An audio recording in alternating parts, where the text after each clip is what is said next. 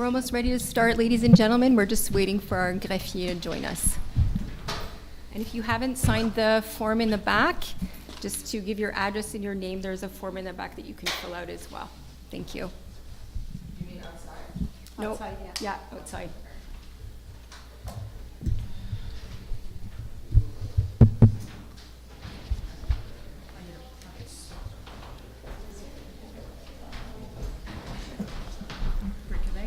Thank you. Yes.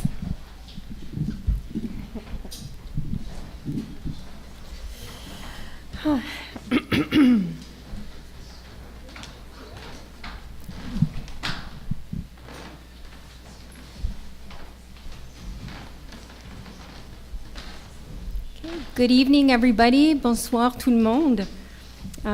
Tonight, we're opening our meeting of Montréal-Ouest for November 25th, 2024 at the Town Hall this evening. Thank you, everybody, for joining us tonight. I am chairperson for this evening's session. Benny Masala, our mayor, sends his regrets as he's out of town on business. I'm also joined this evening with Councillors Elizabeth Yulin, Councillor Colleen Feeney, and Councillor Maria Torres, as well as Maître Raphael de Stadio, who is our Director General, Maître Claude Gilbert, who is our Town Clerk, and Ms. Sandra Giangula, who is our Communications Officer. Can I have somebody to propose the opening of la séance, please? Oui, Madame la Présidente, je propose d'ouvrir la séance. Quelqu'un pour appuyer? Oui, je l'appuie. Merci, tout le monde en faveur? Oui.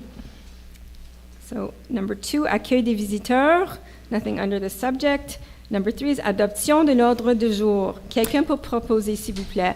Oui, je propose d'adopter l'ordre du jour de la séance ordinaire de lundi 25 novembre 2024, modifié et retirant les points 16A.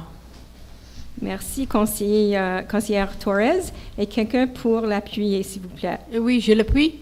Merci, conseillère Yulin. Tout le monde en faveur? Oui. Oui.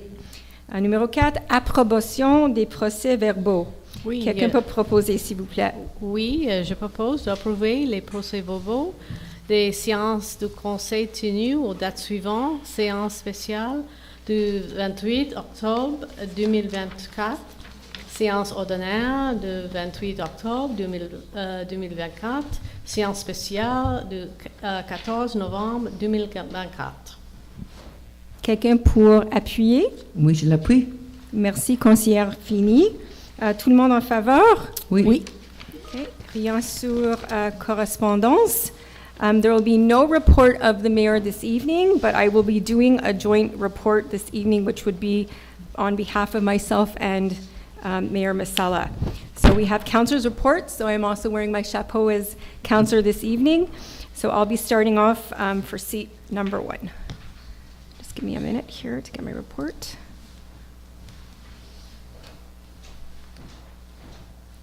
All right. Okay, perfect.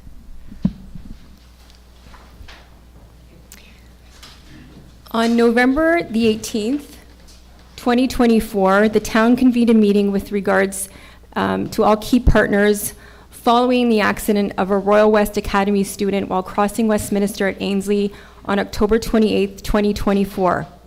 The objective of the meeting was to find collaborative solutions and explore all possible options to increase traffic safety measures along Westminster, in particular the south side where the accident occurred and where the school is located.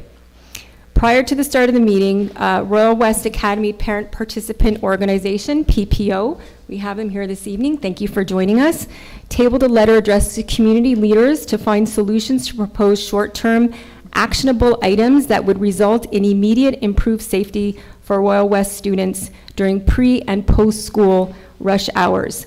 The meeting took place here at Town Hall, and we had invited key stakeholders, which included the SPVM, the Town of Montréal-Ouest, EMSB, our MNA Desiree McGraw was in attendance as well, and we were coming up with a number of actionable items with regards to the accident that had happened at Royal West. Prior to our meeting, there was a second accident that occurred on the intersection of Westminster and Broughton, where a pedestrian was struck by a vehicle as they were walking across Broughton and Westminster. We did have the family as well that was present of the student that was struck from Montréal-Ouest, and they did give a statement as well. And I did give some context with regards to the public security portfolio in the current context of what on Westminster. As everybody is aware, the entire length of Westminster within the town boundaries has several pinch points along Westminster. In particular, the south side tends to be more of a dangerous area in terms of intersections of crossing Westminster from east to west and from west to east. Because of the close proximity of the train tracks, people have asked as well if people may have noticed the safest place to cross on Westminster is where there is a three-way stop, and that would be at Ainsley. And that's where Montréal-Ouest has instructed its students to cross. The students did exactly as they were supposed to. The student crossed at that particular intersection. The SPVM, who were in attendance of the meeting as well that evening, had advised us because of the sun glare that morning, which was particularly bad, the motorists did stop at the intersection and then proceeded to go through the intersection at Ainsley and Westminster and did not see that there was a student who was crossing. After the investigation, this is what the police had shared with us, and this is as well as what I'm sharing with you this evening. The police also did give us some information with regards to the second accident that occurred on November the 6th, when a pedestrian was crossing at Broughton, and there was a car that had stopped at the intersection closest to the sidewalk, and when that happens, the second car that's often coming down in the outer lane did not see the pedestrian that was crossing the street, didn't stop, and the pedestrian was hit. I don't have any further information with regards to the second accident because there was only the parents who had the student at Montréal-Ouest were in touch with me, and I do have more details with regards to that student that was struck. It is important to note that the town of Montreal-West boasts 3 EMSB schools, 2 primary and 1 secondary. Edinburgh, which is on the north side, has not been successful in qualifying for a crossing guard, even though they're a primary school. One of the key subjects that has come up is a school crossing guard. Who has the jurisdiction for a school crossing guard? Some people were under the impression that it was actually the town of Montreal-West that has the jurisdiction for school crossing guards. It's actually the SPVM that has the jurisdiction for school crossing guards. We have asked them to follow up with us to provide the policy. As well, we were asking that it be on a needs-based and not on an age base. Right now, the current policy is that they only provide school crossing guards to primary schools. Edinburgh, which is not on Westminster, but students still, regardless, cross on the north side, do have to cross in that area, and they have not been successful. And we've also asked for criteria as well to provide more information so that we can share that with the public. There was then a second question about having volunteers that would be able to be crossing guards or volunteer to be a crossing guard. And again, the SPVM, there is part of the vehicular code, and it is an infraction unless you are an appointed SPVM crossing guard. You cannot stand in the middle of the street. So the only possibility, and we're waiting for some actionable items to come back from the SPVM, is that the best that a volunteer could do would be able to stand on the sidewalk to try to deter students from crossing at the crosswalk if there was an obstruction, if there was cars, but you cannot have somebody who is not appointed by the SPVM.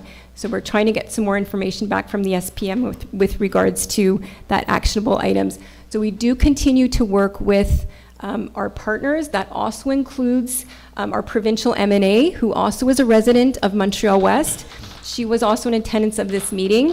And we do have, a number of jurisdictions, which includes federal jurisdiction, provincial jurisdiction, municipal jurisdiction. The Ministère des Transports has the mandate with regards to stop signs. That isn't something that the town has.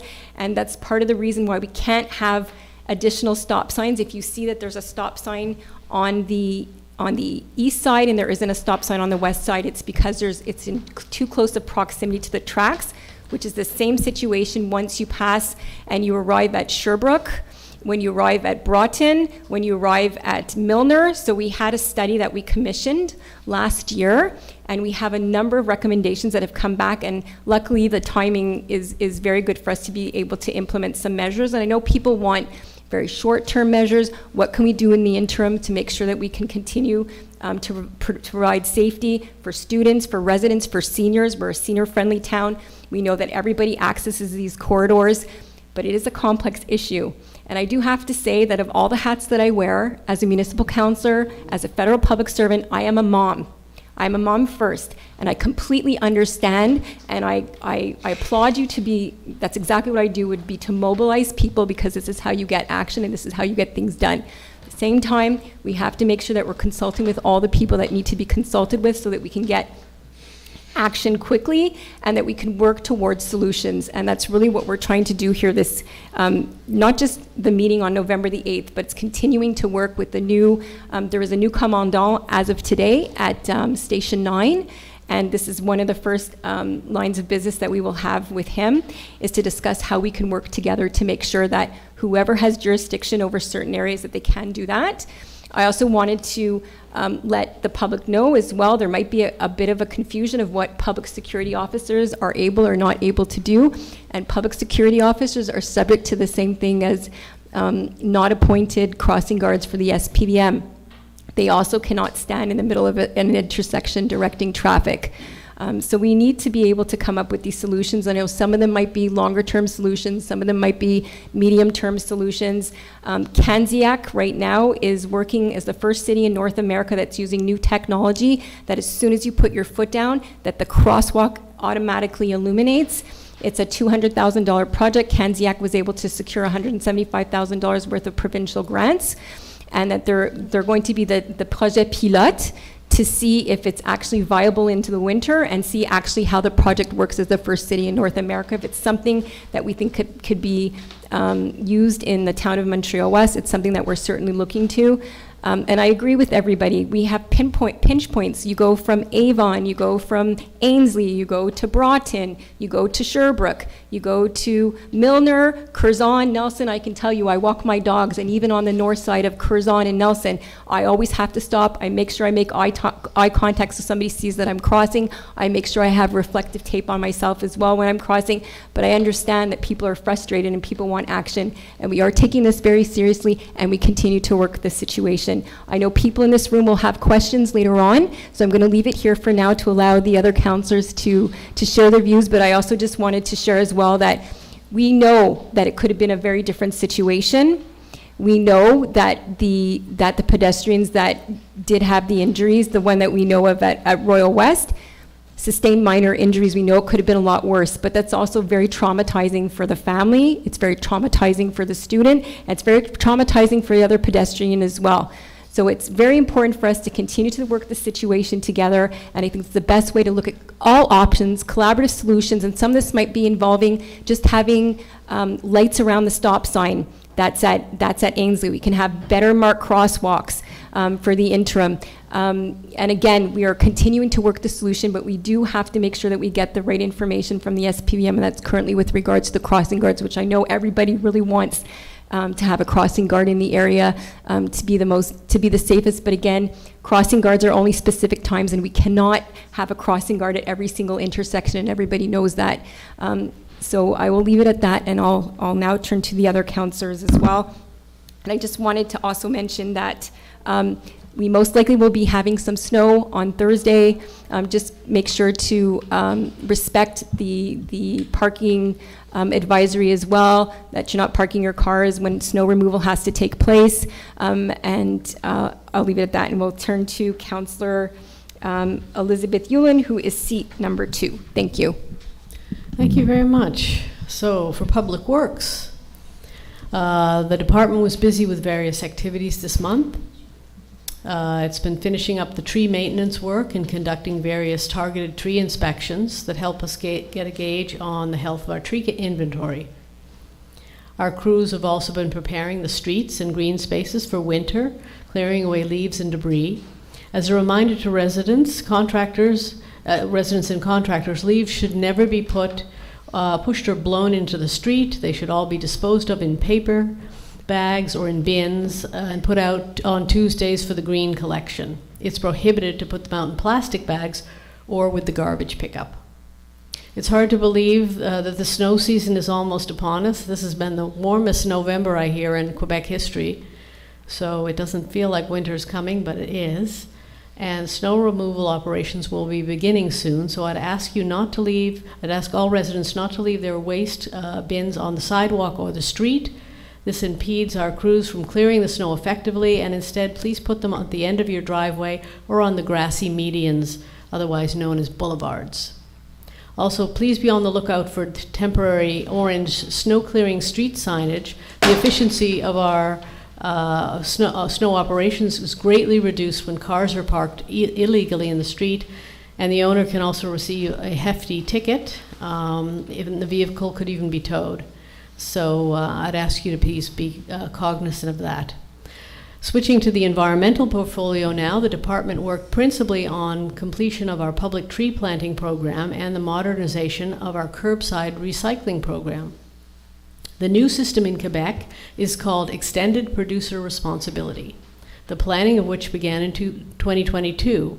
In a nutshell, it stipulates that the companies that market containers, packaging, and printed material are now fully responsible to finance and manage curbside recycling. This is meant to ensure the traceability of quality and control of the materials they produce. In other words, the ones that produce the materials are now responsible to ensure they're recycled. We're hopeful it will lead to a significant improvement in our current system. The Environmental Action Committee, or EAC, continues to be busy with several initiatives this month.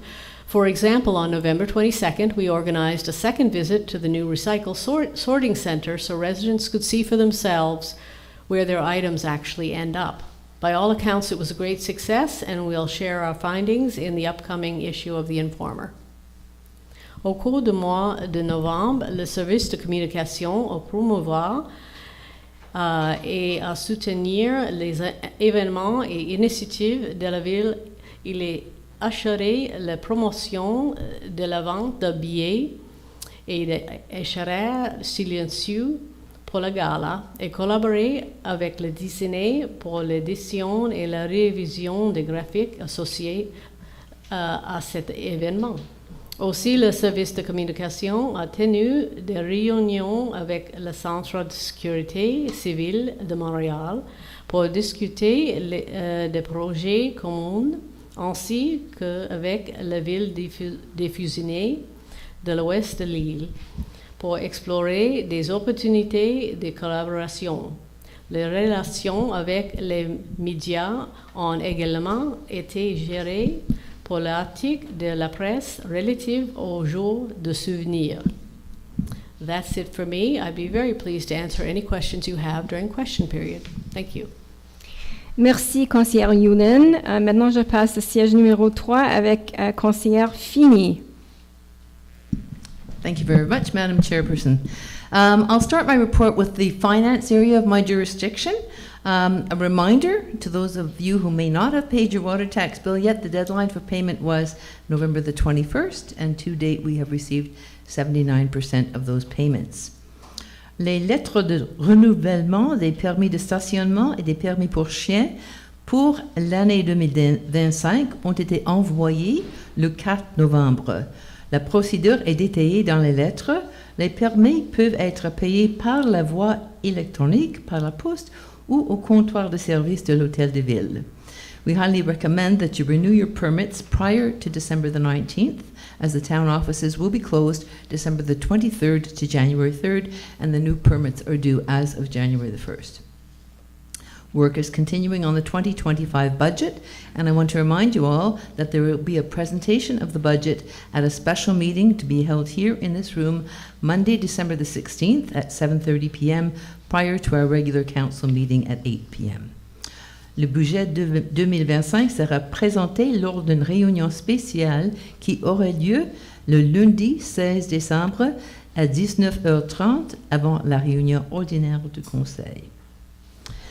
Then moving on to disbursements. You will hear later in this meeting that the town this month disbursed $4,675,000 and $799. I always like to take this opportunity to tell taxpayers where your money went this past month. So I have to say this past month, 90% of it, or $4.2 million, went towards the new recreation center, and that include bills from the construction, architectural work, supervision there. Right after that is deductions at source and benefits. That was about $141,000. After that, the bills were much smaller. The usual ones, we had about $27,000 for garbage, compost, and recycling. There was a lot of insurance contracts renewed this past month, $24,000 for the town, and also about $21,000 for our quote part for the UMQ, Union des Municipalités de Québec. As well, in terms of capital expenditures, about $30,000 was spent at the town hall, the majority of that for the work that we're doing on the foundation. So that's it for the finance area of my portfolio. I'll move on now to recreation.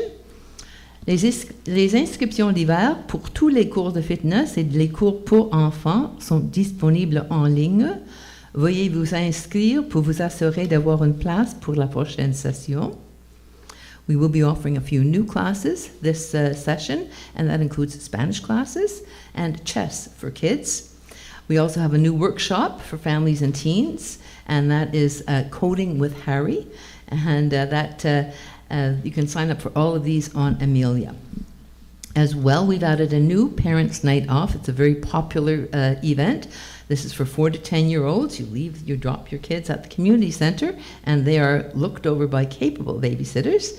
The next one, the new one, is Saturday, November the 30th from 5 to 9 p.m., and there are still a few spots left.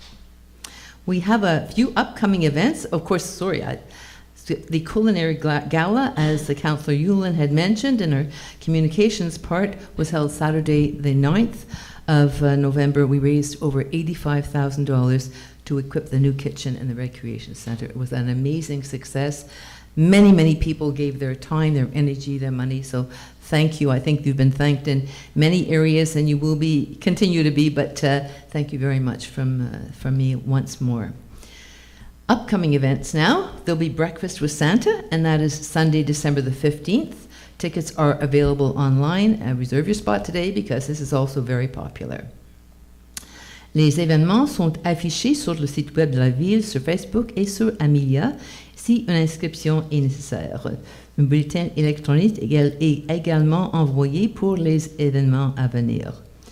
And then finally, on the seniors dossier, we had a very successful Caring Neighborhood Day on November the 2nd. We were able to help many seniors in our area by clearing up their gardens, etc. Coming up, we have the regular bridge, drop-in mahjong, lunch at a cooking school, and the very popular seniors Christmas supper on Saturday, December the 7th. Please contact the community center for more information on that. We also have Soups On with Bruno Stenson on December the 11th. And then also coordinated by our recreation department is the holiday collection for Bread and Beyond. We know there's a lot of people with food insecurity these days, so we are continuing to collect money and goods until November the 30th. We want to thank those of you who have already contributed. On our website, you'll see a list of the things that are more necessary for some of these families. And we invite you to drop off your donations either at the town hall here or at the community center at 8 Westminster South. Et si vous avez des questions, n'hésitez pas à m'envoyer un courriel ou à me les poser plus tard au cours de la réunion. Thank you very much. Good evening. Thank you, Councillor Feeney. And the final report comes from Councillor Maria Torres for seat number 4. Bonsoir à tous. I'll be brief because we have a full house today. A lot of people want to ask questions, and we also have a long list of questions online. So there. The Urban Planning Department gave 32 permits this week and 2 notices. Both of the notices were related to the visibility triangle. For those of you who are not familiar, the triangle is a designated area on corner lots where any obstruction that can hinder visibility for drivers is not allowed. The most common obstruction are plants, vegetation. They're not allowed to be higher than 0.61 centimeters. That way, the cars coming both ways can see. Next PAC meeting will be held on December 11. La prochaine réunion de le comité consultatif sera le le 11 décembre. And for the month of January, February, and March 2025, PAC meets only once a month. This is the slowest period for us when it comes to PAC meetings. So it's the perfect time for you to start asking questions for projects for next year. Since we have a little more time, things will be faster. And it would be better before the peak time. Last, I want to remind you that please contact the Urban Planning Department for all permits and authorizations before you're embarking any projects. That's all for me. Thank you so much. And if any questions, ask me during question period. Thank you. Thank you, Councillor Torres. So just before we start our first question period, that's the in-person portion. I noticed that we have quite a few people attending our session this evening. We will answer questions from the floor for a maximum of 25 minutes. We will limit to 2 questions per person, a short preamble, your first question, and a follow-up question if you so wish. I'll remind you that it's a question period, not a debate period. After the questions from the floor, we will answer questions from residents that have been submitted online until 2 p.m. today on any topic. The same rules apply, 25 minutes total and 2 questions per person maximum. In the second question period, we will take questions pertaining to the agenda submitted via our website during this meeting. We will limit to 10 minutes from the floor and 10 minutes online. Lors de notre première période de questions, nous répondrons aux questions de la salle pendant un maximum de 25 minutes. Nous le limiterons à 2 questions par personne. Un court préambule, votre première question et une question de suivi si vous le souhaitez. Et je vous rappelle que c'est une période de questions et non pas une période de débat. Après les questions de la salle, nous répondons aux questions des résidents qui avaient été soumises en ligne jusqu'à 14 heures aujourd'hui sur n'importe quel sujet. Les mêmes règles s'appliquent. 25 minutes au total et 2 questions par personne maximum. Lors de la deuxième période de questions, nous répondrons aux questions relatives à l'ordre du jour soumises via notre site Internet lors de cette réunion. Nous le limiterons à 10 minutes depuis la salle et 10 minutes pour online. So I just wanted to remind everybody again, so you can see there's a lot of people. I'm assuming a lot of people have questions to ask. If you could shorten your preamble, it would be really much appreciated. And if you could ask your questions, so if you could go up to the microphone, you state your name and address, and then you could proceed in answering the question. We just need to make sure that our town clerk is able to record where you live with your address as well as your name. So just make sure you say it clearly into the microphone. So whoever would like to go up first, you're more than welcome. And what will happen is, if there are questions that are asked in person, and if the same question is asked online, we will answer the question in person, and we will do a summary of the online questions following. So whoever would like to go up and ask a first question, please go ahead.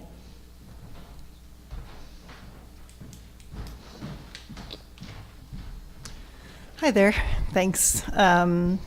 My name's Joanna Dewey, 232 Percival. Thank you, Lauren, for your introductory remarks. I appreciate hearing more about what happened at the meeting and some of your thoughts for follow-up. So as you probably know, I'm a Montreal-West resident and a parent at Royal-West. And I was really saddened to hear that the Sec 3 Royal-West student was hit by a car on October 28th. I was saddened, but I was not surprised, because I've seen some near misses at rush hours when students are trying to cross Westminster. And my sense is that when traffic is really backed up, motorists tend to take more chances out of sheer frustration. And I've noticed that when the lanes are closed on Westminster, for example, for the construction of the Easton condo, the traffic gets really backed up, and people take more risks to get across an intersection or across the level crossing. My question is, would council put an end to the planned lane closures on Westminster during rush hour and or school hours so as not to sacrifice the safety of our students and citizens for the convenience of the condo builder? It's an excellent question, Joanna, and of course we want to prioritize safety in the town. We do know that there are systemic issues that exist in the town, which is why we have people who are stuck behind a barrier. 6 trains go by, and then they go, and they might not always pay attention. This particular circumstances, you know, the police did give their analysis about what had happened. Actually, everybody was doing what they were supposed to do, but nonetheless, an accident did happen. I completely understand. Our drivers are not the most patient. We know that there are issues. Most likely, it's configuration, which means that we're going to have to reconfigure the way Westminster works. And we know that we're at the tail end of the project, Joanna, but we are using all the tools that are available to us to apply whatever we need to do to work with a contractor to make sure that everything wraps up. I know it's been a very long project. I know that COVID has also been an issue, which has delayed the project, but we are working super hard, Joanna, to get it done. And we do, you know, they apply for permits, we follow up with the permits, they respect their permits, but if we have to and the permit isn't respected, we do have tools that are available to us that does involve, you know, penalizing the company that's working on the condo development. And I do understand, Joanne, I absolutely do, and this is a discussion that we had this evening that we've continued to have as well, and we will work towards making sure that we are being tighter on some of those issues with regards to work that's being done, and we could look at how could we avoid possibly rush hour situations. We know that the school starts at 8:20, I think, Joanna, around that time. I should probably know, but so I mean, if there's ways I think it's around then, if yeah. there are ways that we can look at, you know, having them not work during peak hours, we can absolutely look at that, and the condo developer as well, to see what kind of measures we can put in place. We're at the finish line, Joanne, and we all want the project done. We all want the project done, and we do want to focus on safety first, absolutely. It's complicated. I know people don't want to hear that, but it absolutely is complicated because of the train track, because of the federal jurisdiction, the provincial, municipal. But we do have some shorter term solutions, Joanna.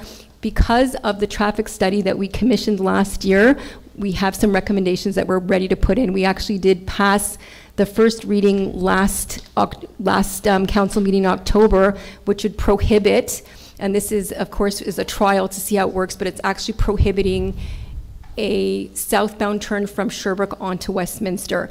So because of the aglo construction work that has been going on, I think that you're very aware that Sherbrooke was closed, Broughton was closed, and that we noticed there some of the traffic had been alleviated because of that. So we will have to look at changing configurations. That might mean reducing lanes. That might be putting in places that are safe islands for pedestrians to be able to if they cross a certain part of Westminster, that they have an island to stay on. The reconfiguration of EXO, which was a significant amount of resources that went into, was because we wanted to take the traffic off of Westminster. We wanted to put it on between Broughton and Sherbrooke.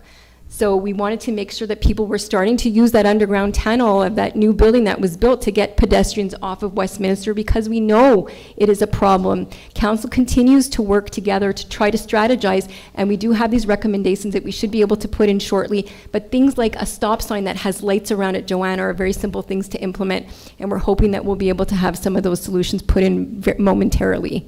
Oh, great. That's Okay. great. And we, the PPO also has some ideas, which we'll be sharing with Okay. you as well. Great. But just in the interim, it just seems to me like this could be a very concrete thing to do, because really traffic gets to be such a nightmare. And I just think people's behavior just skyrockets downwards when they're frustrated. So if you can't guarantee no lane closures during rush hour, would it be possible to put like a PSO in their car, not in the middle of I understand there's liability issues, but maybe with the lights flashing on the corner of Davies Park, just to bring some awareness to drivers and make them feel like there's a presence there. Or maybe work with the SPVM, and on days when the lanes are closed, something can be done with them. Absolutely, and like I said, it's the first order of business, Joanna, with the new commander that's come into Station 9. We know immediately following the accidents, we actually wrote to the provincial minister, who's the deputy premier, because she visited the new EXO station, saying that the town, this little town, who has big security and safety issues, needs some help. So we are reaching out to all the right partners, Joanna, we are. Okay, good. Okay, thank you for your questions.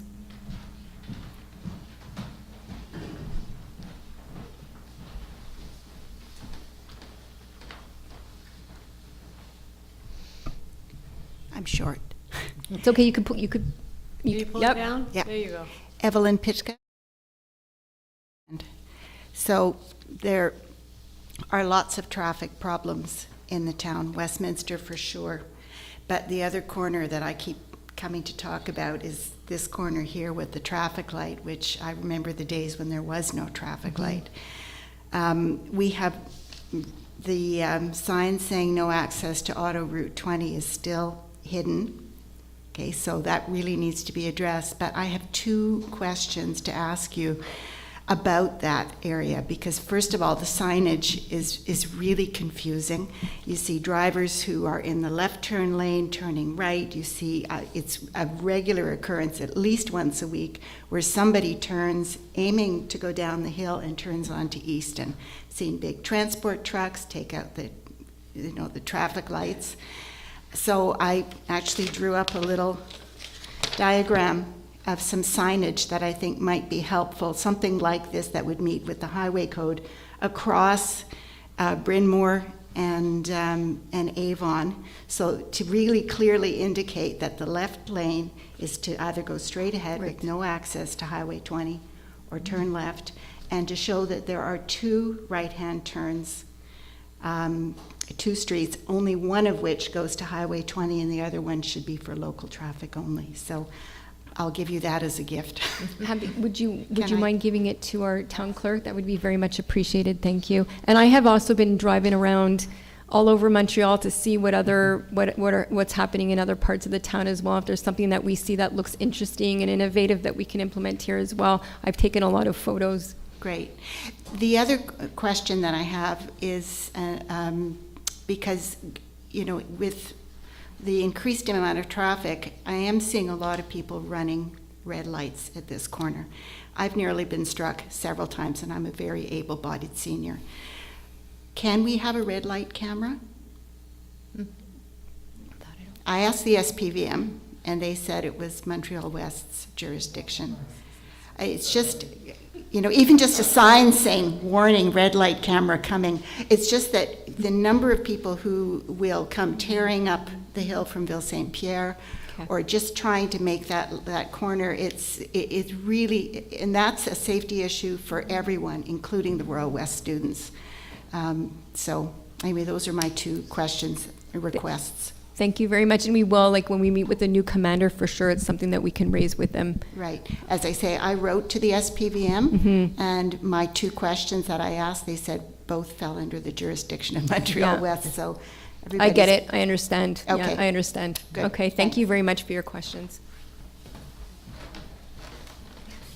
Hi, Sophie Caesar, 625. We're not actually from Montreal-West, okay. but my son was the second child who got run over, who's right there. So, yeah, and I guess my question, these are all great suggestions. I take this route on a daily basis.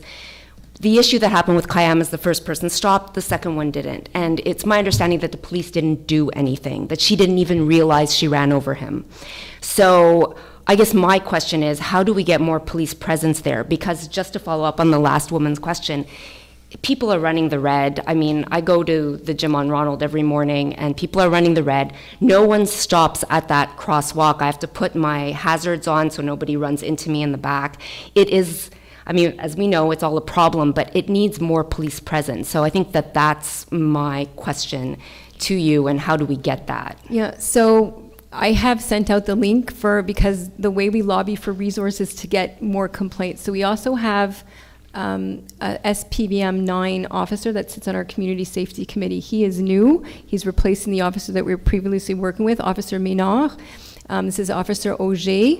And we have asked for increased police presence. And I also understand that following the accidents, the police were here ticketing.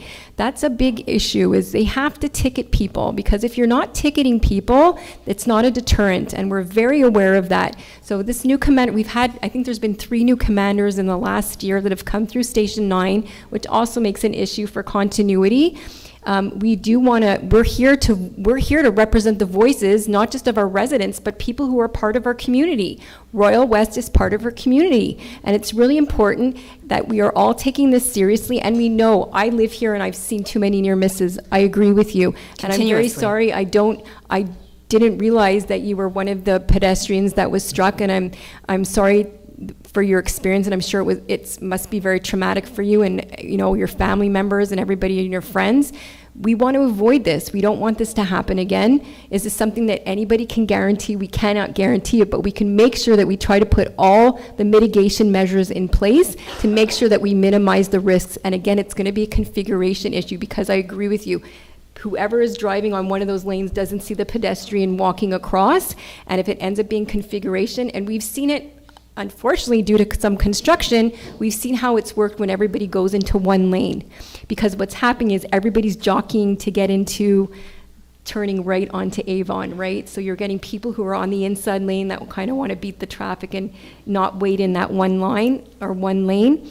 So we're very aware of that. We're hoping CPKC might have some funds. You might often see 2 SPVM officers inside the rail tracks, but you don't see them outside. You see them often on the tracks at CPKC. That's because we don't have a chantier routière. And the SPVM said it's not safe for the police officers not to have a chantier routière.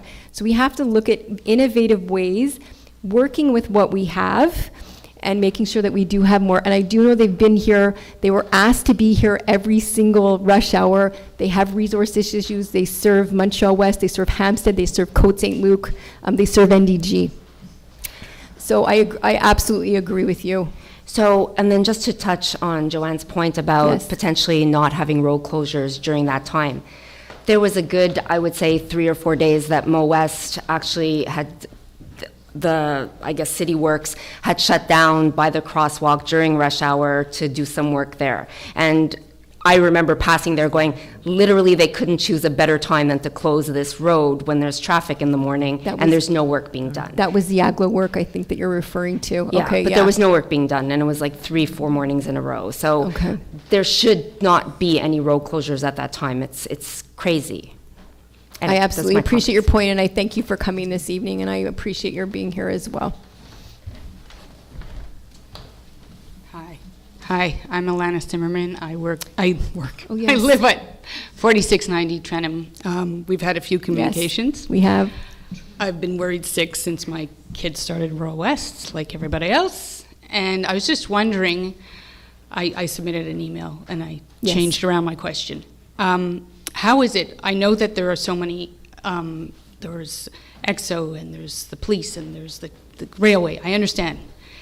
But I also understand this has been going on for like 20 years, and I'm trying to understand why like this hasn't been like pushed up to a higher level. I work in the film industry. Like if we have to close down a highway, we meet with the Transport Canada, and in this case, it seems to me obvious that Transport Canada either has to mediate this or Public Safety and Transport Canada, because 20 years is a very long time for this to be going on, and now we're seeing the consequences, and I don't need to tell you because you've seen it, but this is something else. Yeah, we have. So we've dealt with our MPs, we dealt with our MNAs, we wrote a letter, like I said, we wrote a letter to the Vice Premier, who also happens to be responsible for transport. She's the transportation minister. So we are hoping that we're going to get some assistance with regards to this. And I know, like, we've had several iterations of council. I'm the most junior member on council, but we do have quite a few council members that are here. And there have been steps and lobbying that's taken place over years and years and years. Try to get CPKC to do something or to trench the tracks. Would be the ultimate solution that's causing the systemic issue that exists around here. Again, our federal, working with our federal MP, which is Anna Gainey now, working with our MNA, which is Desiree McGraw, who also is a resident here in Montreal-West. I know people want very quick solutions, but it is a complex situation, and I completely understand. We had a lot of exchanges, and I know that there's a lot of concern, and I don't know if I have some other council members that might have some more information that could be useful, that predates me, the 3 years that I've been on council, that might have some light to shed on your question as well, Ms. Zimmerman. It seems that it's 20 years is more than 3 years. It's a long time. It's a long time. Oh, I this know, has been I on the didn't say 2 table. years. Yeah. No, yeah, no, yeah. yeah. Yeah, well, the only thing I could say is that yes, and we've looked at it. I haven't been on the whole 20 years, but we've looked at it. But I think the other thing that has happened is there's been a great increase in the number of trains that have come through Montreal-Ouest train station in the past 20 years. And I think that is also a huge problem. So it's grown, you know. It did not used to be as bad. I mean, there was certainly Westminster was an area to get down to the 20, etc. But I think it has grown more, and I think that's a big part of it, is the number of trains that are coming by, the number of times that gate is down, and backing people up, and then, as we say, people get frustrated, and then they're closing. We certainly have dealt with it. The traffic lights are new. We have changed some configurations. There's only one lane going over the tracks now going north. So there have been a few things that have been done, and you know, we've even looked. We've brought in traffic people to say, you know, that crosswalk at Broughton is dangerous. You know, should we get rid of it? But then the recommendation comes back, no, because then they're not going to walk all the way down to Ainsley, and they're going to cross without a crosswalk. So it's been hard to find a good solution. We did put some lights in there, but a lot of pedestrians don't push the flashing lights that are there. So things have been done, and things have gotten worse just because of the trains. And the traffic, more traffic. And the traffic. And no yeah, questions, more yeah, traffic. Yeah. Yeah, and I mean, this makes a perfect case for the Cavendish extension. Yeah. You need another way out of the town, and it can't be only Yeah. through Montreal-West. Our town was never built to have this kind of volume of traffic. sure. And it's mostly it is volume. And yes, we have people at speed, but it's the volume. It's the volume. There's densification all around us that's not in Montreal-West that we have to deal with. But we also made some interventions with EXO, as we had some exchanges on that. And like I said, the reconfiguration of what they did to the station, we thought would help with alleviating some of the traffic issues, but we realized that there are more that needs to be implemented. Do you suggest something that we can do, as like you're working from the town on our end to Absolutely. sort of help with the... Right to your M&A, Yeah. right to our MPs. That's the best way to lobby, is that there's power in numbers. Absolutely. You could see from today, I mean, we haven't had this full of a room for a really long time, so it's very clear people are very passionate and want to see change. And there was a question earlier about what to do about getting more police presence. Yeah. Oh, Yeah. Yeah. Alana, A-L-A-N-A. Do you want me to... Yeah, it's down there, yeah. Alana, yeah. Zimmerman, it's with a C-Y. with respect to more police presence, the best way to get police presence is to complain. And, you know, and so we complain. We definitely complain as a town, and Lauren has her committees that, you know, is constantly in touch with them. But as citizens, if you complain to the police and are, you know, constantly, that's how they decide what resources to put and where they put them. Montreal-West isn't seen as such a hot spot, but if people complain, we'll get more resources over here. So yeah, that's something you can definitely do, and I'd ask you please to do it. Okay, thank you. Okay, thank you very much for your question, Ms. Zimmer. I just want to let people know that we have a little bit more than 10 minutes. I think we have 1, 2, 3, 4 people left in the room. I don't know if anybody else has a question that's in the room, but I think if we should be okay with about 12, 13 minutes left. So I'm Karen Christensen. I live at 8019 Avon. My comment is that pedestrians at the crossing of Westminster at Ainsley often seem to be invisible. That corner is not very well lit compared to the other corners, which makes it even more difficult to cross when there's low light, like in the morning and the evening. And just as a comment, kids are at Royal West from 7 in the morning until 8 o'clock at night because of the level of extracurriculars that they have there. It often seems that once pedestrians are in the crossing, that none of the drivers don't notice that they are there at all, even in broad daylight.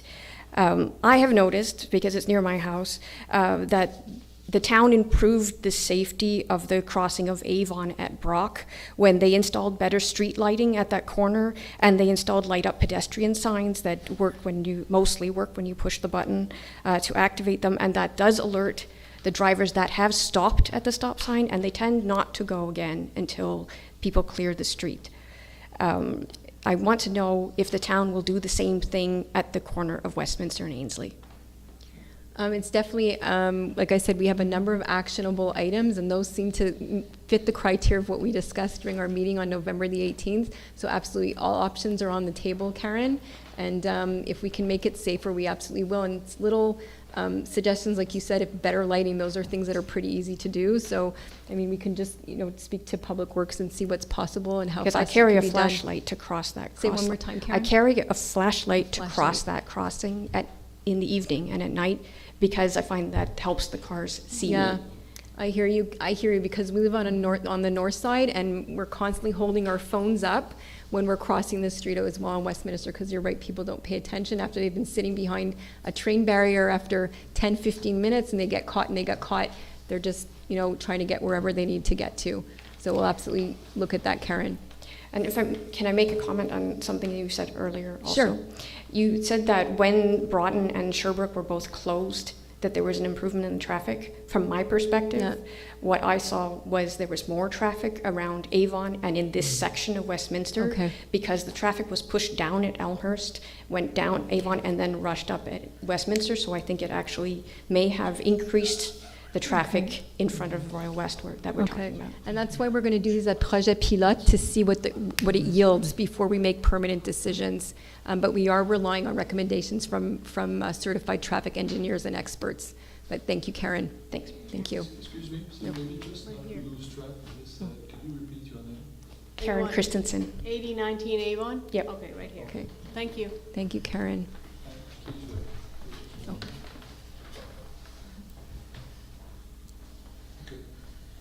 Okay.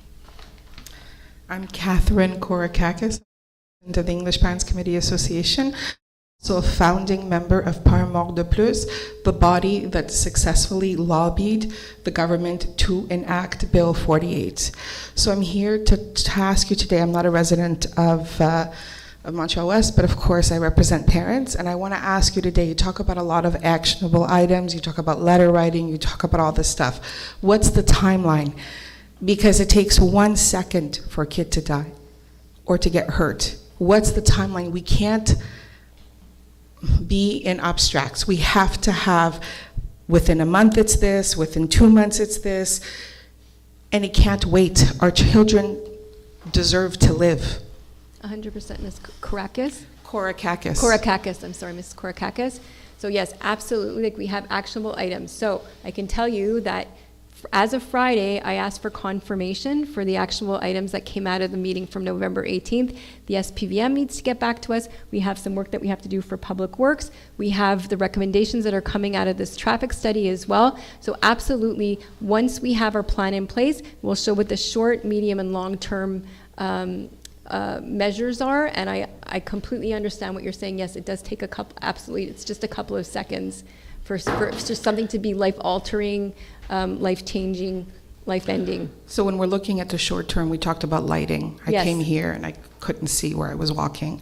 And I come from a town that has a lot of lights. So I couldn't understand why it's so dark. Something like lighting. When you talk about the short term, what are we looking at? Week, 2 weeks, month? What are we looking at?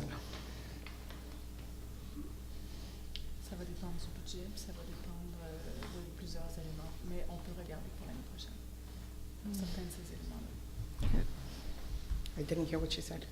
So we're looking at, so we're going to look at some measures, and hopefully we can have them, some of them in place potentially before the end of this year, and some at the beginning of the year next year. Thank you. Thank you.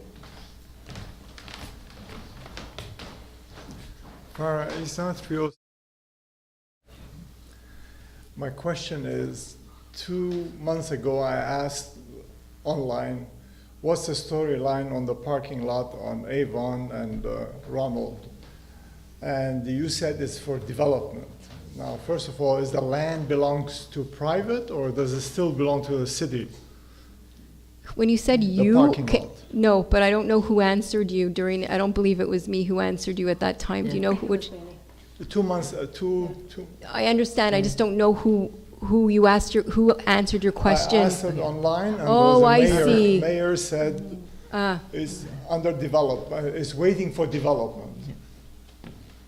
Now, who's developing it? The city or is it private land? It's a green parking lot Parking lot where? on Yeah. Avon. Do you know? and Yeah. Rommel, on the Right, curve. right. Well, so nobody's developing at this moment. Pardon? Yeah. No, it's not being developed at this moment. I know it's not We this are the moment, owner. but does it No. still belong to the city or does it belong to Yeah, somebody? yes. No, it Yeah. belongs to the the city. town. Okay, This so it's town, not, yeah. it's not for development? No, no, no, it Okay. belongs to the town and, yeah. No, it's still, the second question is, when is this project gonna finish, the one across the street? Because it's becoming like 5 years of dragging on. It's ridiculous, you know, I mean, Yeah, so the indications we have, the other buildings are being done in 3 months. the indications we have right now is the end of November. We don't have any updates past the end of November. And we know what today is, but the indications we have is the end of November. And the sidewalk, who's gonna do the sidewalk, you or It's the developer that's responsible to put everything back the way it was before they started their construction. Well, it's not gonna be back the way it was, but it's further inside Yes. the street, you know, I mean, anyway. Okay, thank you. Thank you. Hi, my name is Joshua Carpati. Before I ask my two questions, I just want clarification, if you can, please, on one point.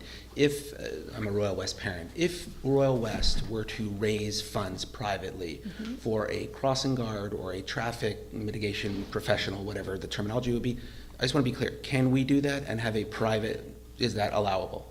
We are waiting to get information back from the SPVM because what they told us was if it's not an SPVM trained and appointed crossing guard, that nobody can be in the middle of the street. So we are trying to get clarification if it's a private crossing guard, what does that mean? Does it mean that the SPVM can train them? That's what I'm waiting for this information on Friday. Okay. Back from the SPVM. Okay, thank you. And then for my questions, first question is, why is there not a traffic light as opposed to, we're talking about, which are all great ideas, short-term and medium-term, improving the signage there at the crosswalk of Ainslie. Why is there not a traffic light at that intersection? There's not a traffic light because of the tracks, because it's too close proximity to the tracks. So what happens is, the goal is, especially the southbound traffic, is to get the cars off the tracks.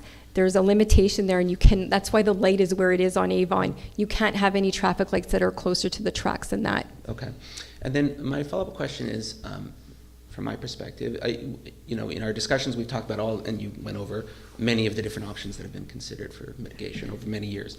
To me, the most obvious is one of two: either a pedestrian walkway over Westminster that obviates any, that the traffic solution still needs to happen. But in terms of the safety of students and pedestrians, if you can walk over Westminster, as is the case in TMR, many other places, you have pedestrian footbridges all the time over, busy crossings or train tracks. That would be an easy way for the students and any other pedestrians to get across from one side or the other.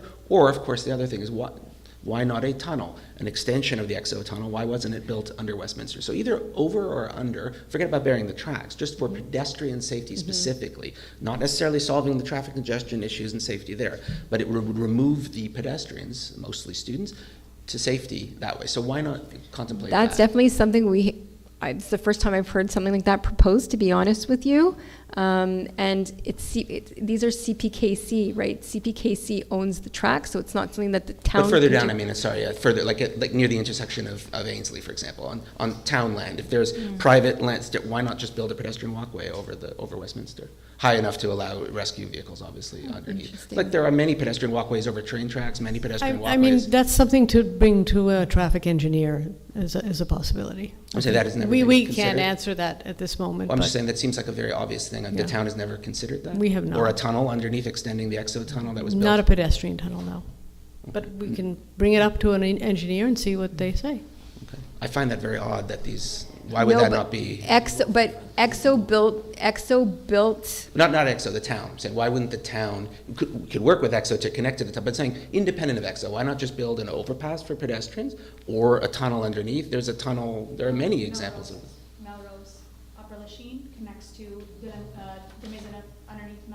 Yeah. I know what you're talking about, okay. Yeah. Yeah. Yeah, why not just do that? That's a perfectly elegant, fairly straightforward solution. Over those are over the tracks, though, right? Not over the tracks, they're over to Westminster. No, From I one- know, but the ones that you're talking about are over the. So Yeah. they're to provide a passage for people to actually cross where they couldn't cross before. People can cross at Westminster, so it's a Very different dangerously, situation. yes, but it would be. Yeah, I mean there are many other examples. So yes, I'm surprised. Yeah, that but hasn't Royal come up. Mount is also a private developer, and they have different funds that we don't have available to us, but it's something that we can definitely, like I said, this is the first time I've heard that proposed personally. I mean, we have, again, it's something that we'd have to sit down, speak to traffic engineer. Perhaps this is something that we can discuss with our current traffic experts that are giving recommendations for us, but this isn't a recommendation that we saw come out of the report after they did their analysis last year. But it's, again, something that we can definitely raise with them. Okay, again, or a tunnel, either way. Thank you very much. Okay, thank you. Okay, I think this is our last question. Thank you. My name is James Broden. I live at 38 Brock South. You brought up you're a dog walker. I originally was talking about the safety of students and that, but since it's all been covered, I'm going to bring up, I live on Brock South. I used to avoid Westminster like the plague. Anecdotally, I have dozens of times where I and my dogs were threatened. I've yelled at people. I've asked the police for help. They ignore you. I used to just take the sidewalk that would cross on the east side that has been removed by EXO now. And now they're forcing to tee us up for cars that are now at like 30 kilometers an hour from like 100 meters from the last stop sign to recognize 2 solar lights. No one stops. Like, you can pretend that it's not going to go away with a crossing guard for 1 hour. You need to fix this. I've avoided coming to these, just like crossing Westminster, like the plague. I'm angry enough that I'm here. Like, my question is, am I allowed to bring my dogs underground through the train station? Because that's where you said that they're trying to redirect people. I can't take that. I have to cross the street. So I am now forced to cross Westminster at least twice. If I want to go to where I used to go, I have to cross 4 times. That seems insane to me. It didn't seem like a very dangerous, it was a lot safer to cross the tracks on that removed sidewalk. Now I'm forced to get into traffic with 2 dogs. Yeah, and listen, I completely understand where you're coming from, but it's, again, everybody's perspective is different about what's more dangerous on Westminster, and there are people who were also complaining about, like, I would cross there, my husband crossed there, my daughter crossed there, a lot of near misses where they removed that island because, you had cars that were turning onto Sherbrooke, they were going east onto Sherbrooke, then you'd have cars that were trying to, if Is you're it the stuck at cars or that the stop- people that were the problem? Because I never encountered any threats from cars crossing that street, crossing Sherbrooke, like across it's the tracks. interesting. Yeah, I guess everybody has a different experience, yeah. I've been here 20 years. I guarantee you it's not safer now. And I know that you're not going to go put it back, but like, we got to fix Westminster then if I'm forced to keep crossing. Like, to go to Brock North, 4 times I have to cross Westminster, like 3 times a day. I'm yelling at people all the time. Someone just hit a car with an umbrella in front of me with no dogs. People are not stopping. And it just seems like we have to wait for the accident or like a real incident to happen before any kind of things provokes action. Yeah, and it's also driver comportment. Like, we live in Quebec. Like, we have people where I've crossed over a crosswalk and I have somebody arguing with me that they're optional in Quebec. So, I mean, this is driver... I know, right? and I'm with you. This is driver mentality. This is why we need the SPVM to ticket people if they're not adhering to the vehicular code, and we can't. We are not in a position to be able to provide tickets or infractions. But we have 2 police officers, I believe, provided by EXO, stopping people from getting hit by trains that have to stop. Like, no one's getting hit by trains. Cars aren't getting hit by trains. But we have 2 police officers there for what, 2 hours in the morning, 2 hours at night? That's insane. And then I ask them, I almost just got hit by a car, and he ignores me. Or he tells me, like, it's not my, not under his I understand. And you're hearing a lot of that. I'm sure you're hearing a lot of that. And so this is what's supposed to come back at the end of the week, is that they asked for a corridor routière because we asked why the police cannot, and that's EXO, who has the SPVM there, why can't those two officers be outside of the tracks, which we think would be more valuable in the community? And off their phones or out of their cars. They wait for trains to arrive while people are trying to cross Westminster. Just an idea. Maybe they could do both. I don't know. And it's definitely We have a similar frustration. I sympathize. I know that your job's not easy, and I appreciate you listening to me. I have one more question if I have a minute. Sure. You talked about the repercussions of the condo project. I'm curious, how many infractions have there been and how many times have they been penalized?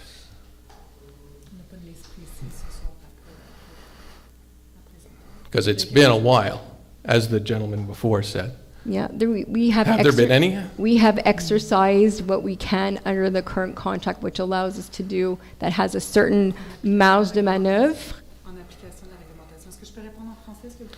Si tu veux, mon français, je parle comme un vache. Ok.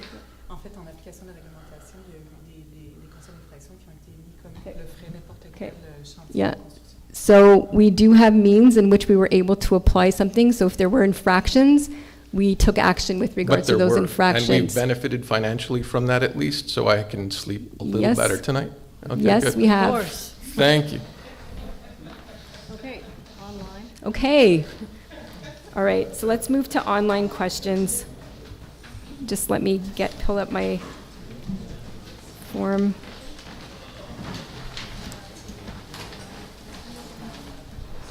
You don't want to hear all the exciting resolutions we're going to pass? Come on. So I actually did just want to, just because I did want to recognize the young gentleman in the room. If you did want to say, I mean, I know we had our time, but if you did want to say a few words, I don't want to put you on the spot, but considering your situation, I definitely appreciate you being here, but if you did want to have, you know, and you're okay. Okay, but I do appreciate you taking the time to be here today, and I actually didn't know that I didn't know it was you guys, so I do appreciate you coming today. Can I just make a comment about Sure. the whole ordeal? Sure. So we live on Smart, just near Edinburgh. Sure. School, Yeah. And I got the call from her to come down, and clearly bumper to bumper traffic, and we couldn't get there. So we parked at Lighthouse. I parked with her at Lighthouse behind La Patisserie. Oh yes, I know. I had to walk to find him on the ground. First responders were there. No, the police were there. The first responders were stuck in traffic. Oh, so they couldn't even get there. So this and is. the ambulance had not even got there, and I got there from Edinburgh. This is when the barriers, I think it was the same night where the barriers were malfunctioning and there was bumper-to-bumper traffic that was backed up to my house, which I've never seen before. There were only 2 SPVM officers that were on duty at the time, and there was nobody else directing traffic in the town. That wasn't the same.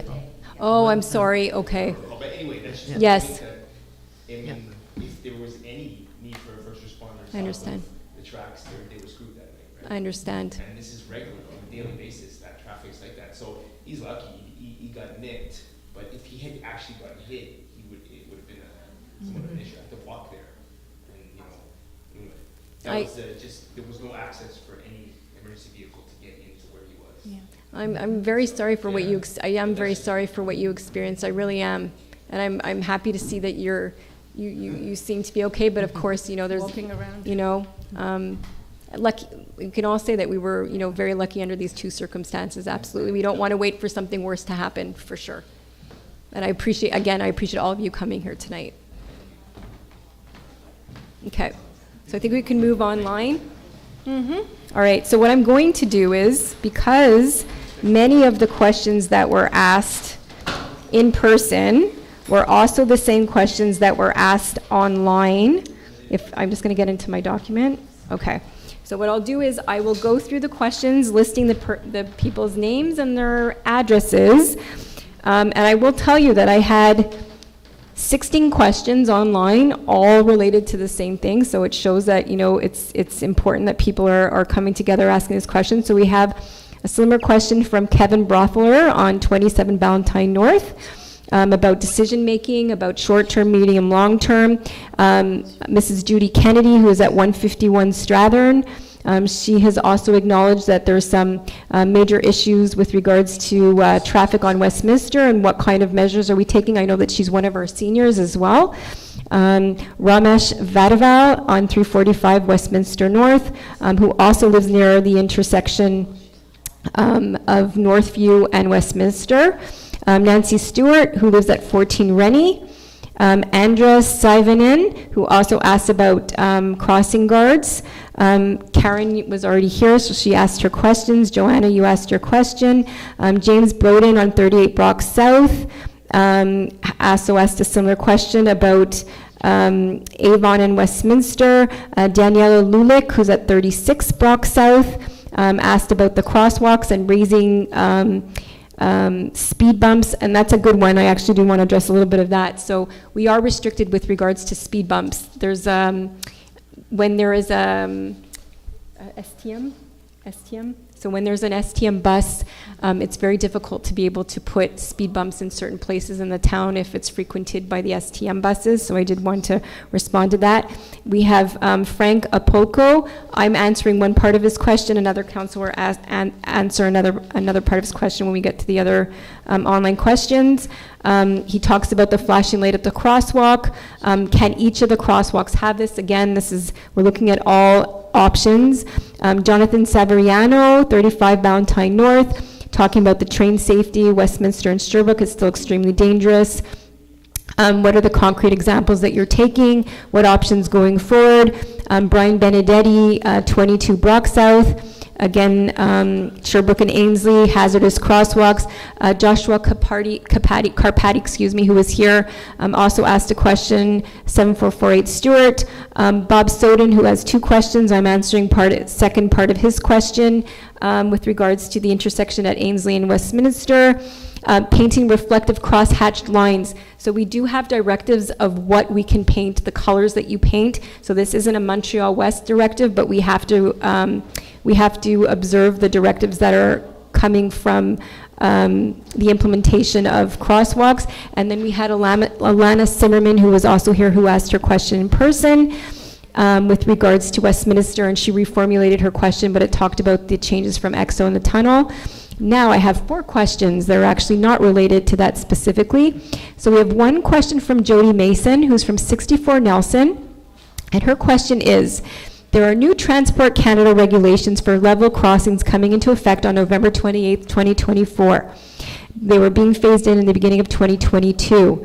Our level crossing at Sherbrooke and Westminster will be affected, though it's not clear to me from looking at the regulations online what effect these changes will have for us, if any. Is the Traffic Safety Committee aware of how these changes will affect our level crossing? If not, I encourage the committee to please contact Transport Canada's Rail Safety Office and report back to the community as the next council meeting. So yes, absolutely, we will look into this. We will most likely receive a notification if it's coming from the Federal Transportation Minister to advise us if we will be affected by any of these changes on November 28th.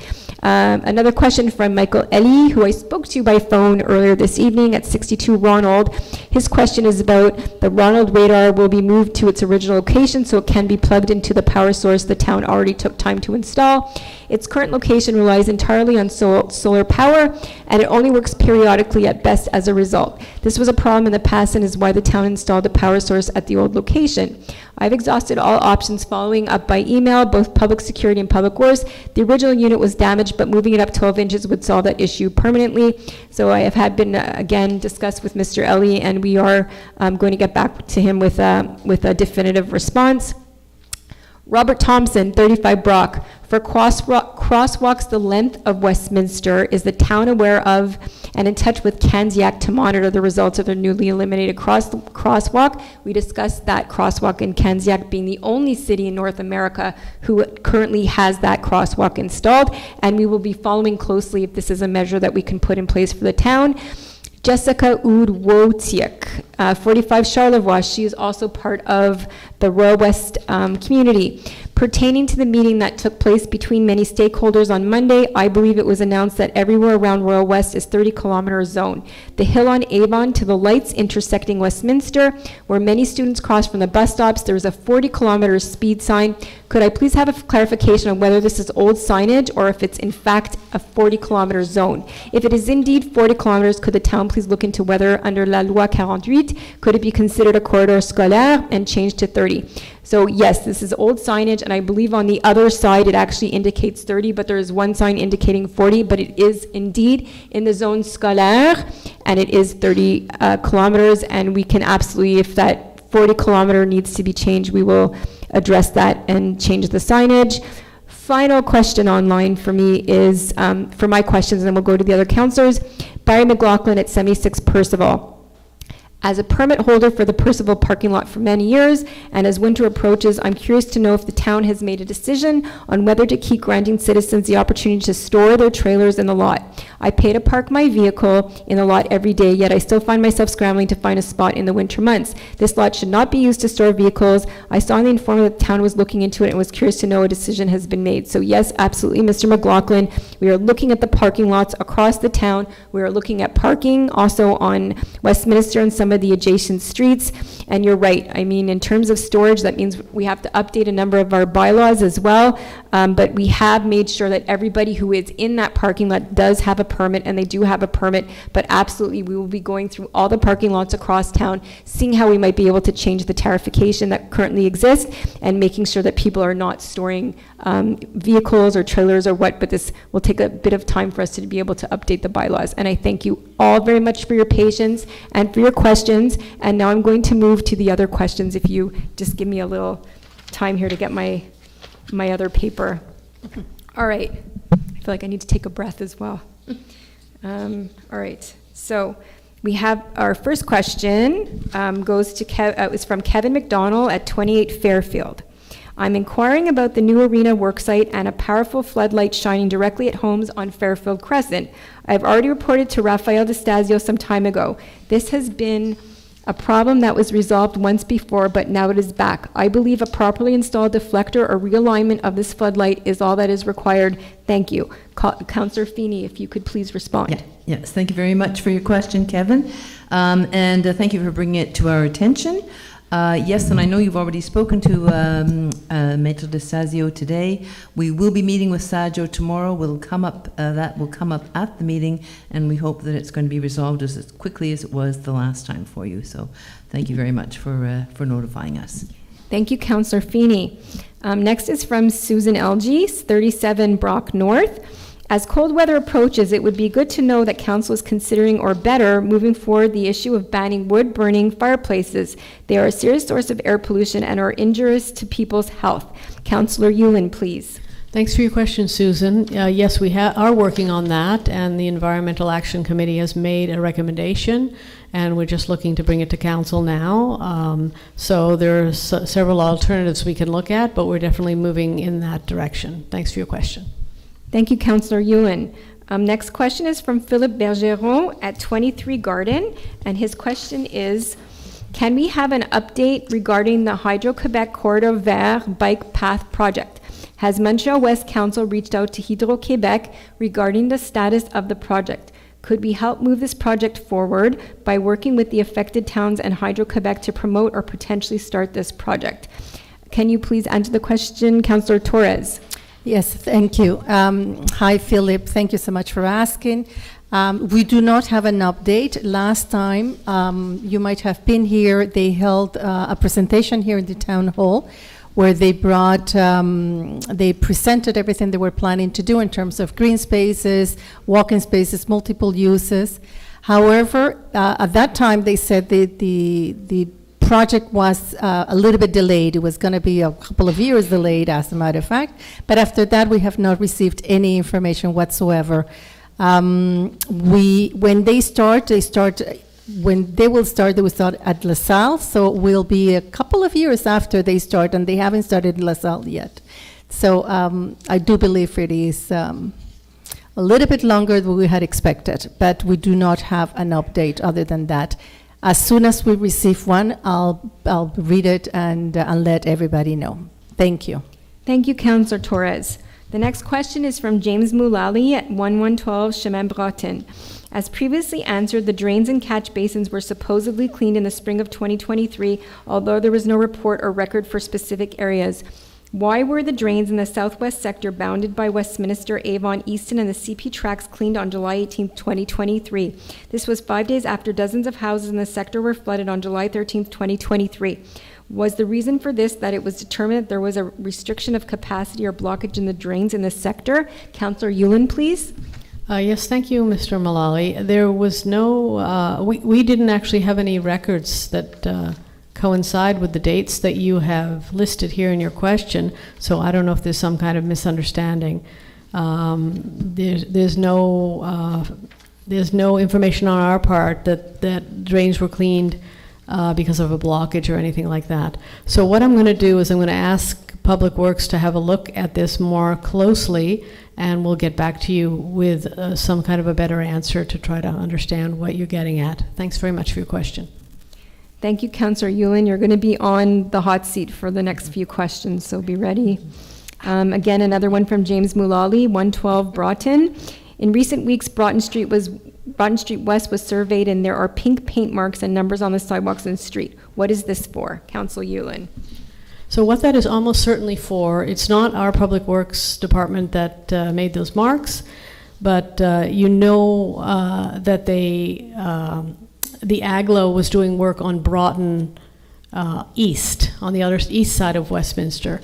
And next up is Broughton West, where you live. And so what they're doing is making some marks for the underground infrastructure, so that when they do work there, they will know where everything is. So that's what those pink marks were for. Thank you, Councillor Yulin. Next question is from Timothy Morrison, 445 Hudson. Where does the town street lighting project plan stand in the way of chosen technology and scheduled work? The town commissioned a street lighting feasibility study or project analysis by a private firm, which was received a year or two ago. How does the town propose to address the serious failings of the street lighting experiment on Brock Avenue, glaring LED lights that represent an environmental and health hazard for both city wildlife and citizens, and an ugly urban aesthetic, so that the town fully protects the rest of our environment and urban landscape from serious negative impact of LED? Councillor Yulin, please. Thanks for your question, Mr. Morrison. Yes, we did get a street lighting feasibility study done, and it's come through. And in fact, because of the recommendations we got with that study, Fenwick Street, which was redone a couple of years ago, it's the street that I live on actually, we made changes to the intensity of the light in those lamps, and people were very happy. So I think we're going to move ahead with some of those recommendations in the future. I agree with you that the very bright light in some of the original lighting is harsh and not appropriate for a residential setting. But we're moving ahead with I think some very good recommendations. Thanks for your question. Okay, next question is from Barbara Harold Wells, 104-181 Brock Avenue South. Hello, I unfortunately cannot attend the meeting tonight. I'm wondering if the town would consider installing a street light at the corner of Broughton and Brock South near the train station. I take the train home at 9 p.m. frequently. I highly recommend the installation of a street light at this location to improve the security of its citizens. Councillor Yulin, please. Yes, thanks, Barbara, for your question. So it's a great idea, and I think that we're going to look at that seriously. There's lighting you can get that is controlled by solar panels, so no need to tap into the infrastructure. I know our Director of Public Works, who I spoke to today about this, mentioned he himself was in that area the other day and found it also very dark. So it's a great suggestion. We're going to look into it. Thanks. Next question is from Merle McPhail, 8023 Avon Road. When will we get the garbage pail for the bus stop on Avon? At the last meeting, I was told it was a good idea to have one there, but no movement on this front. Councillor Yulin, please. Thanks, Merle, for your question. They've been ordered. We have 3 of them ordered, so we're just waiting for the infrastructure to get put into place so we can put the garbage cans where they belong. Thanks for your question. Thank you, Councillor Yulin. Next question is from Gabrielle Assoulin. Recent water quality tests on Strathern Avenue between Nelson and Curzon have revealed that several households have lead levels significantly exceeding the recommended maximum threshold. The water service lines on Strathern between Milner and Curzon and between Nelson and Northview have been replaced and are now lead-free. Given these alarming test results and that adjacent sections have been upgraded, why hasn't our part of the street been prioritized for a pipe replacement? Will the council commit to replacing the lead service lines in our section in 2025 to protect the health and safety of our residents? Councillor Yulin, please. Thanks for your question, Gabrielle. Lead in the water is a really important issue, and I'm glad to be able to speak about it a little bit tonight. To get to your specific question, the grants that we get for infrastructure work are based on the underground infrastructure, that is to say the water mains and sewer lines, and not the road bed and not the quality of the water. So that is the first priority when we're looking at when streets will be redone. That said, things like lead in the water or cross connections or other issues under the street can also be factored in. So your point is well taken. If two streets if we were looking to measure a couple of streets against each other and they were all things being equal, we could in fact consider lead in the water as being one of the factors we used to put that street higher on the priority list. I will say that when you ask if it will be done in 2025, that is to say next year, that's not realistic, unfortunately, I'm sorry to say. But hopefully it will be, it'll be done as soon as we can, as soon as we have the funds to do it. And I think we can be hopeful that possibly the lead issue will be one of the factors we consider. Thanks for your question. Thank you, Councillor Yulin. So this is now another question from Frank Apolko. He asked one of the questions related to safety and security on Westminster. He lives at 191 Moseley, and the second question he had was, what is the date for the opening of the new arena, and will there be a naming ceremony? I'll ask Councillor Feeney to answer this question, please. Yeah, thank you very much for your question, Frank. Yes, there definitely will be recognition of people who have made donations, who have been donors to the Recreation Centre, and we will have a little event, for sure we will. I don't have a date for that. It's premature for that at this point in time, but it will be published and everyone will know about it. So, and we are all looking forward to it. Thank you for your question. Thank you, Councillor Feeney. The next question, we actually had the same question in person, and that was with regards to when would the Easton condominium be complete. And I'll just repeat the answer that I had. And if Councillor Torres wants to add anything, the last schedule of work we have is till the end of November. We don't have anything updated beyond the end of November. Councillor Torres, would there be anything you'd wanted to add? No, I think that was it. And also what you said before, that we're using all our means in our power to encourage them to end this project as soon as possible. Thank you, Councillor Torres. Next question is Bob Soden. Again, Mr. Soden had two questions. I answered the second part of his question. Mr. Soden lives at 26 Easton. His first question was, when will I receive the reply the mayor promised at the last two council meetings re the disfigured spruce tree on my front lawn? Councillor Yulin, please. Yes, hi, thanks Bob for your question. So I checked today and you're definitely on the list for work to take your tree down, the spruce on your front lawn. I will say though, the caveat is that our priority list is always puts safety first. So any trees that have safety issues will be dealt with first. And then there are other trees that for other reasons have to come down, will come down. So you definitely are on the list, but I can't give you a date when that's going to happen. But we haven't forgotten about you and we've got you down there. Thanks very much for your question, Bob. Thank you, Councillor Yulin, and this is the final online question. Excuse me. This question is from Ron Pilon, 36 Parkside Road. His question is, as a senior citizen and living in the town for over 46 years, clearing snow for my car is now a burden. excuse me. I do believe the town should provide the service for senior citizens of snow shelters, including install and remove from December to March. The cost overall would be minimal, and the task would be much appreciated by the goodwill of our town. I use a snow removal company from our town to clear my driveway, walkway, stairs, and balconies.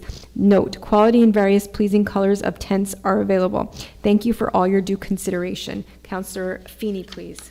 Okay. Well, thank you very much, Mr. Pilon, for your question.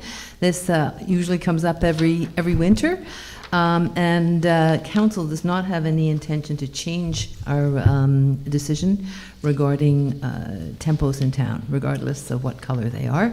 So, they are still prohibited in town, and just to let you know, there is a certain amount of cost to them. Certainly, it would not be upon the town to pay that cost for a resident, because then it would only be other residents who have to actually, in fact, by their taxes, contribute to that. So that is not an option. You do the snow clearing. I think that's very good. If you still need something cleared on your car, maybe you could ask your contractor. Maybe you could find a neighborhood child to do it, or just a friendly neighbor. We're trying to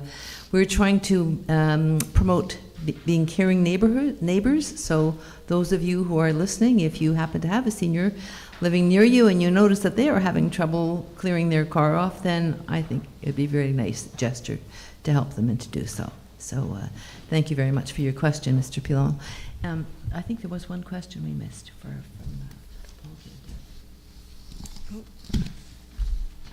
I have it here. Yeah, please go ahead. Okay. Sorry. Yeah, there is I don't have the address, though. From Brock North. Okay, we did have a question that somehow got probably put out of order from Mr. Paul Kenton from Brock North. And his question was, 10 days ago I had to submit an access to information request to see a traffic engineer's report on the Westminster-Sherbrooke train crossing made prior to 2021. And the Community Safety Committee recommendations for Westminster referenced at the May 2024 Council meeting. I also requested earlier traffic studies for Sheraton, Garden, and Brock South, and the street lighting master plan of circa 2022. The town has a great record of publishing budgets and financial reports. Why should residents have to submit access to information requests to see these other reports of such concern? So thank you very much for your question, Paul. And as you know, via the regulation and the law for access to information, the town clerk does have 20 days, and in some cases 30 days to respond to your request. So he is still well within that time frame to answer your particular request.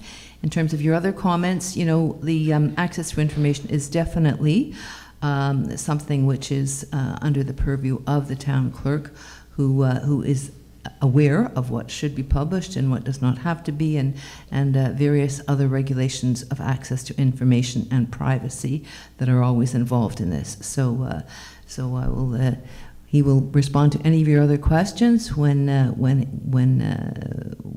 within that time frame for you. So hope that answers your question. Thank you very much.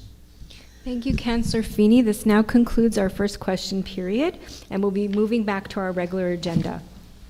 Number 9, contracts in the town clerk's office. Nothing under this item. Now we're at number 10 for administration and finances. Approval of disbursements October 26th to November 22nd, 2024. Councillor Feeney, please. Okay, let me just find it. Okay, yes, I move that the list of accounts payable from October 26th to November 22nd, 2024, totaling $4,675,799.05, and a payroll in the amount of $197,337.71 for the pay period from 40 to 43 be approved and paid. Thank you, Councillor Feeney. Do I have someone to second the motion? I second that. All in favor? Aye. Okay. B, délégation de pouvoir pour le mois de novembre 2024. Conseillère Yulen, s'il vous plaît. Oui, je propose d'approuver le rapport de la directrice générale concernant l'exercice de pouvoir délégué en vertu du règlement numéro 2005-002 pour les mois de novembre 2024. Thank you. Merci, Councillor Yulin. Quelqu'un pour appuyer? Oui, je le prie. Tout en faveur? Oui. Parfait, merci. Le numéro 11, Urban Department. A, Site Planning Projects and Architectural Integration Programs, SPAIP. Councillor Torres, please. I move to acknowledge receipt of the minutes of a meeting held by the Planning Advisory Committee, PAC, on November 20, 2024. To approve with conditions under the SPAIP the following plans submitted to this meeting in accordance with the recommendations of the PAC as outlined in the minutes. 45 to 47 Strathern North, adding gutters and replacing soffits and fascia. Thank you, Councillor Torres. Can I have someone to second the motion, please? Yes, I second that. Thank you, Councillor Feeney. All in favor? Aye. B. Paiement d'une compensation pour place de stationnement 33, Tradunion 35, Wolseley Sud. Conseillère Torres, s'il vous plaît. Oui. Je propose que soit acceptée la demande du propriétaire de l'immeuble cité en titre lot 1292498 afin de pouvoir compenser pour une place de stationnement manquante en vue d'un projet de conversion de duplex en triplex. Vous la réception du paiement des frais au montant de $5,000 conformément à l'article 5.1.5 du règlement de zonage 2020-002. Quelqu'un pour appuyer? Oui, je l'appuie. Tout en faveur? Oui. Oui. Numéro 12, Public Works, A, Road Line Marking Contract, second renewal. Whereas the current contract was awarded to Les Signalisations RC Incorporated by Resolution 20210-408-007 for a period of 3 years with 2 renewal options of 1 year each. Whereas the tender document provides that the applicable price during the optional year is to be increased from the previous year following the Consumer Price Index, CPI, for Montreal in the preceding 12 months. Whereas the said contract was renewed a first time by virtue of Resolution 202-40219-004 for the year 2024. Therefore, I move that the road line marking contract of Les Signalisations RC Incorporated be extended for another year on the basis of a price of $35,638.19, excluding taxes, increased following the Montreal CPI since January 1st, 2024. And that this expense be charged to the budget code 02-320-03-419. Thirdly, that the mayor and the town clerk be authorized to sign any documents required to implement this resolution as the case may be. Thank you, Councillor Yulin. Can I have someone to second the motion, please? I second it. All in favor? Aye. Thank you. B. Adjudication de contrat achat d'une surfaceuse à glace électrique. Oh, this is for our gazebo, for our new recreation center. Attendu que la Ville de Montréal-Ouest a procédé à un appel d'offres public pour l'achat d'une surfaceuse à glace électrique pour le nouveau centre récréatif, attendu que 2 documents d'appel d'offres ont été commandés, attendu que 2 submissions ont été reçues et évaluées, en conséquence, je propose numéro 1, que le contrat pour l'achat de surfaceuses à glace électrique pour le nouveau centre récréatif soit adjugé à Robert Boileau Incorporé, Zamboni, Québec, étant le plus bas soumissionnaire conforme au prix de $133 140, taxes non inclus. Deuxièmement, que cette dépense soit imputée au fonds de roulement. Troisièmement, que le maire et le greffier soient autorisés à signer tout document contractuel requis pour les fins de la présente résolution selon le cas. Quelqu'un pour appuyer, s'il vous plaît? Oui, je l'appuie. Tout en faveur? Oui. Merci. Number 13, Human Resources, nothing under this item. Number 14, Appointments, nothing under this item. Number 15, Deposit of Documents, nothing under this item. Number 16B, Draft Bylaw amending Bylaw number 2020-007, consolidating the bylaw concerning employees' pension plan for the town of Montreal-West and modifying various of its provision. Councillor Feeney, please.